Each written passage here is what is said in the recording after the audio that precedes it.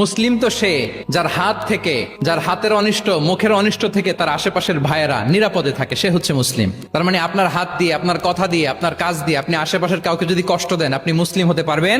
আপনি আশেপাশের কাউকে কষ্ট দিতে পারবেন না। আপনার নেইবরকে যদি আপনি কষ্ট দেন, আপনি মুসলিম হতে পারবেন না। আপনি অন্যের প্রাইভেসিতে যদি ইন্টারফেয়ার করেন, কারো প্রাইভেসি যদি ভায়োলেট করেন, আপনি ভালো মুসলিম হতে পারবেন? কারো পার্সোনাল স্পেসে যদি আপনি নাক গলান, আপনি যদি ইন্টারফেয়ার করেন, তাহলে আপনি ভালো মুসলিম হতে পারবেন না। অন্যের অধিকারের ব্যাপারে ইসলাম আমাদেরকে সচেষ্ট থাকতে বলে। ইসলাম বলে ওয়ালা তাজাসসু, খবরদার গোয়েন্দাগিরি করো না, কারো পার্সোনাল স্পেসে নাক ঢুকিও না। যেটা তোমার ইস্যু না, যেটা তোমার বিজনেস না, ওখানে তুমি কভু যাবে না। কিন্তু আমরা এগুলো ভায়োলেট করি, দাদা আসছে, কি বলেন, করি না?